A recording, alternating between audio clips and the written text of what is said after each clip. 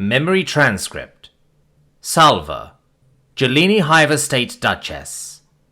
Standardized human time, March 5th, 2137. Come on! Move it, drones! We're on a tight schedule.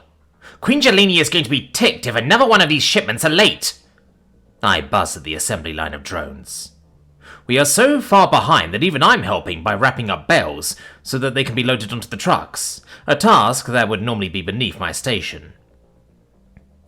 Acknowledged. Working faster. Tired. Can't lift bale.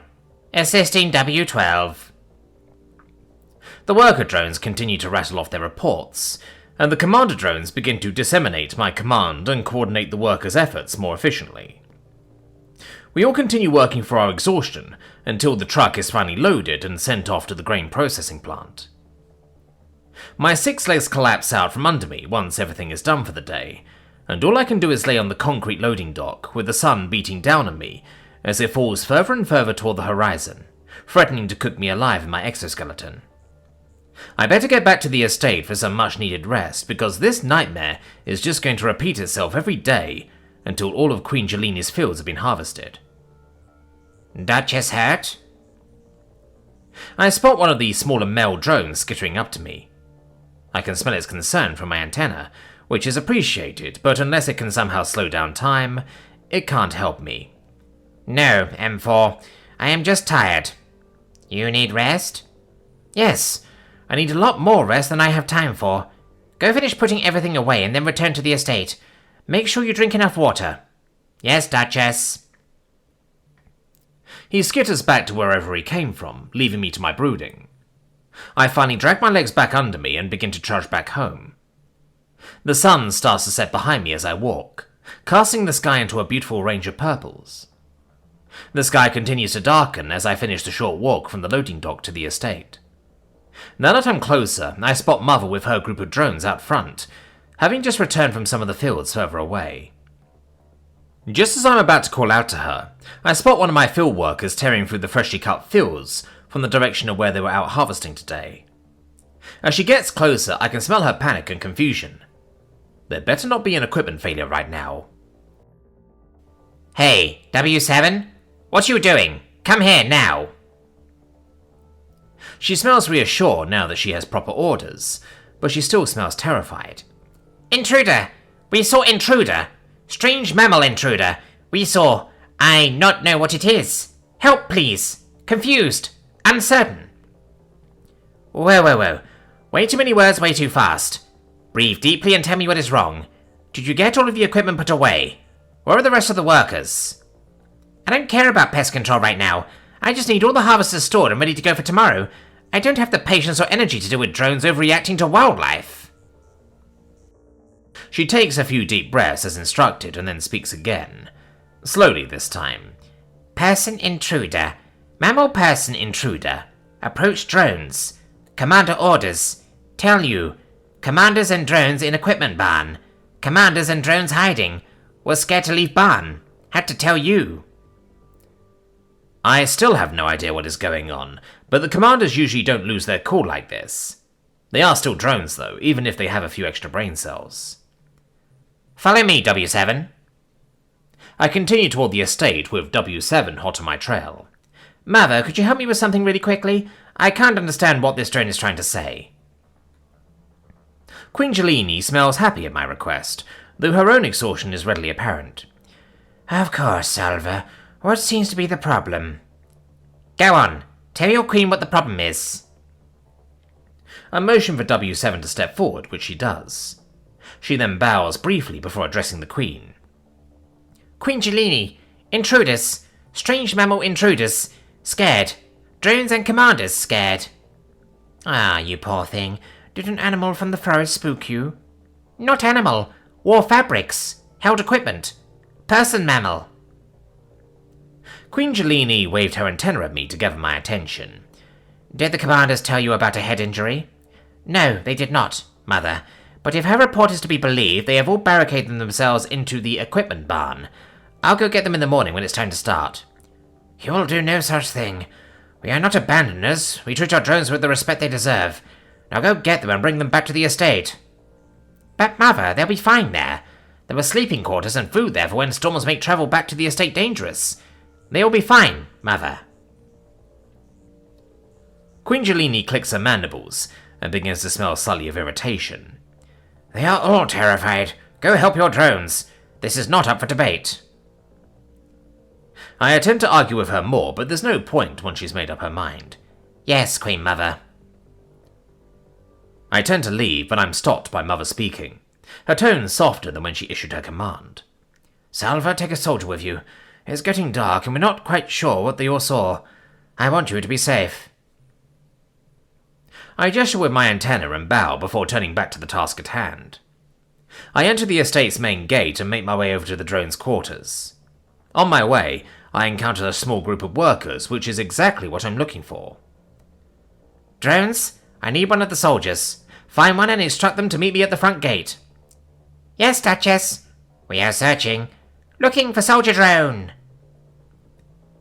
I could go inside and call one up on the intercom, but this is a whole lot less walking for me. Our 3 soldiers will be out on patrol at this time, so this is the next best solution for finding them. I make my way back to the gate and watch the rest of Mother's group enter and make their way to the drone's quarters and mess hall. Mother is quite successful. She inherited this estate from her mother and has since increased its size and value by a wide margin. She began cultivating and selling Quanti grain instead of the normal Kaumori grain, which is significantly more labor-intensive but also sells for a small fortune. As of now, her operation has increased to 34 personnel, 20 worker drones, 4 commander drones, 3 soldier drones, 4 male drones and 3 queens, herself and her 2 daughters. Of course, my little sister is still too young to be of any help, so for now, it is just Mother and I running the estate. After a few minutes of waiting, I spot S4 making his way to me.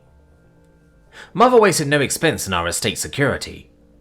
Shortly before my sister hatched, we lost S3 to a group of feral drones, so she sent her remaining 3 soldiers to one of the warrior queens for official military training and bought them the best equipment money could buy. All 3 are armed with brand new auto-loading rifles, a marvel of engineering that shoots a bullet every time the trigger is pulled, without needing to manually cock the weapon every time. You summoned me, Duchess? Yes, I did, S4. I need you to accompany me to the equipment barn. Some of the drones saw something out there that spooked them while they were putting away the tractors. Now we have to go get them and bring them home. Of course. Lead the way, Duchess. Soldiers are actually just modified commander drones. They have a higher level of intelligence than simple workers, reinforced chitin on their heads, chest, forearms, and front legs, and they have pincers that protrude past their mandibles' capacity of cracking exoskeletons. Plus, they are significantly larger, being slightly larger than myself and slightly smaller than the full-grown queen. We exit from the main gate and work our way to the vehicle bay, where I commandeer one of the empty trucks. I climb in to drive and S4 gets into the passenger rest platform. The engine roars to life as plumes of smoke are ejected from the exhaust due to the cold start. I throw it into gear and we're off, on our way to rescue the drones from some unknown woodland creature. We drive down the bumpy dirt road as the sun finally begins to dip below the horizon, filling the sky with pinks and purples and causing the unharvested fields to shimmer red. I get distracted by the view and before I know it, I can barely see anything. I flip on the headlights, illuminating the uneven road, and we continue pressing on toward the equipment barn. The ride is mostly silent. The soldiers tend to be more reserved in the presence of the queens. They have a job to do, and talking would be a distraction from that. I've tried previously to get them to loosen up, but they prefer it this way, and I will respect that. We crest one final hill, and we can finally see the equipment barn a short distance away. I pull up out front and flip off the truck, but as soon as I step out I notice that there is something wrong. S4 realizes something is amiss as well, and unslings her rifle. Duchess, the sun sets in that direction, not that direction. I look the way she indicated, and I can see a faint glow coming from over the tops of the trees from the forest. I wave my antenna around and pick up on the smell of smoke. A fire? Why was there no mention of a fire in W7's report? I do not have the answer to that question, Duchess. I know that. The question was rhetorical. Let's just get the drones loaded up. Me and S4 walk up to the side door and try the door handle. It's locked, so I go with plan B. This is your Duchess speaking. Open this door, I commanded, as the two of us stood out front, illuminated by the headlights of the truck. I hear fast footsteps and one drone slipping and eating it as they scramble to obey my order. They really must be stressed out if this is how they are reacting. A moment later, the door flies open and C3 emerges. Commander Drone C3, I expect a good explanation for all of this. Yes, Duchess. There was a strange intruder that attempted to communicate with one of the worker drones. I had them all hide in here and sent a messenger to you. The intruders returned to the woods, but then we heard gunshots and smelled smoke, so we stayed hidden here, she says in a barely put together panic. Gunshots? This could be something more serious. Maybe the commanders weren't overreacting at all. Load all the drones into the truck, then take it back to the estate and tell Queen Jelini to send S4 and S1 to meet me here, and to call the local law and order office and have them send us a warrior queen. Yes, Duchess. C3 wasted no time following my orders. She loaded up the truck and took off in record time, leaving me and S4 behind to investigate. Here you go, Duchess. I turn to see S4 handing me a flashlight, and I take it from her. She retrieves a second one from her bag and spends the next few minutes fiddling with screws until she had it affixed to the barrel of her rifle.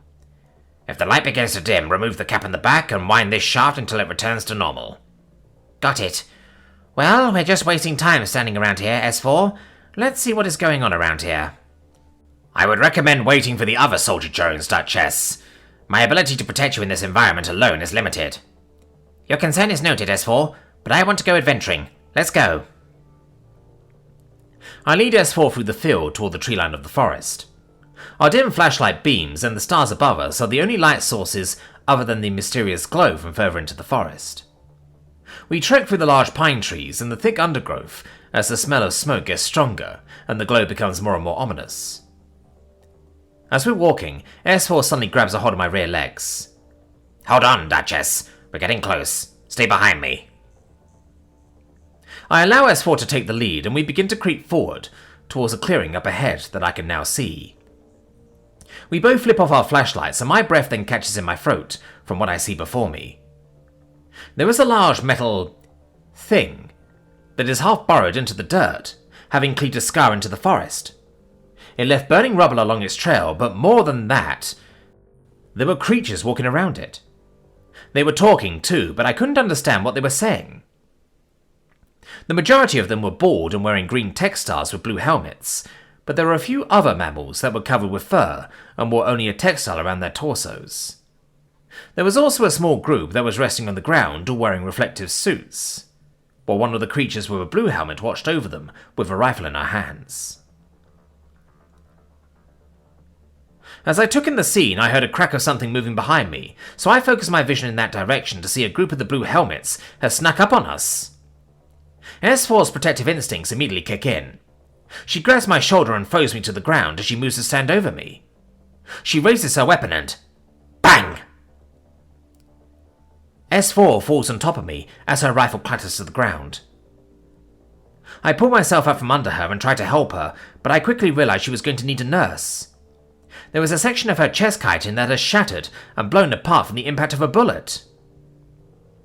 Before I can even think of what to do, several meaty pairs of hands grab me and force me into the clearing. I'm then shoved to the ground and they call out to one of the others in the group in their strange guttural voices. I'd be fascinated if I wasn't terrified. It looks like they use their mouth to speak as well as eat. Another one of the blue helmets walks up to me and focuses her beady little eyes down on me, before yelling at one of her fluffier companions and points a finger at a group of soldiers that was dragging S4 to join us. Who are you people? I ask, causing the strange fleshy creature to jump in alarm at my question. Several of the other blue helmets point their weapons at me, so I cower and begin to beg them to spare me, even though they can't understand me. This was not how this was supposed to go. Memory transcript paused.